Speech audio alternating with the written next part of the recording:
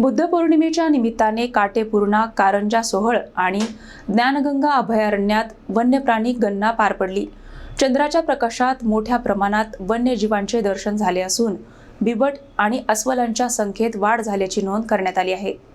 अकोला, वाशिम आणि बुलढाणा जिल्ह्यातील अभयारण्यांमध्ये बुद्ध पौर्णिमेच्या रात्री वन्यप्राणी गणना मोठ्या उत्साहात पार पडली। चंद्राच्या लख प्रकाशात विविध पाणवठ्यांवर मचाण उभारून वन कर्मचारी आणि पर्यटकांनी वन्यजीव निरीक्षणात सहभाग घेतला। काटेपूर्णा अभयारण्यात 9 मचाण, कारंजा सोहळ येथे 5 मचाण आणि ज्ञानगंगा अभयारण्यात तब्बल 21 मचाणांवरून निरीक्षण करण्यात आले। जिल्ह्यातील 35 कृत्रिम आणि नैसर्गिक पाणवठ्यांवर मोठ्या प्रमाणात वन्यप्राणी दिसून आले।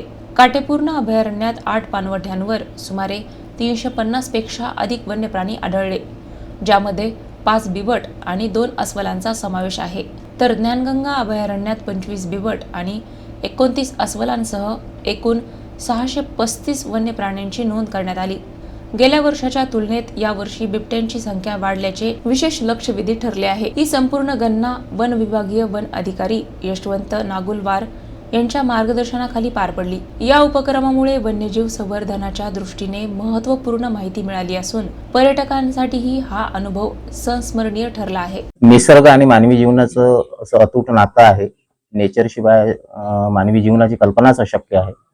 आणि दरवर्षी वैशाख पौर्णिमेला पर्टिक्युलरली जंगलांमध्ये होणारी ही जी पाणगणना असते, वन्य प्राण्यांची गणना असते पाणवठ्यांवर बसून, ही निसर्गाशी आपल्याला जोडते, त्याला एकरूप करते। निसर्गाच्या सानिध्यात ती रात्र घालवणं, निसर्गातल्या हालचाली अनुभवणं खूप सुंदर अनुभव असतो। आणि या ऍक्टिव्हिटी मधनं तुमच्यात संयम डेव्हलप होतो, निसर्गाशी तुम्ही जोडले जाता आणि निसर्गातल्या घटना घडामोडी तुम्ही प्रत्यक्ष डोळ्यांनी पाहू शकता। त्यामुळे प्रत्येकाने हा एकदा अनुभव घेणं आवश्यक आहे, असं मला वाटतं।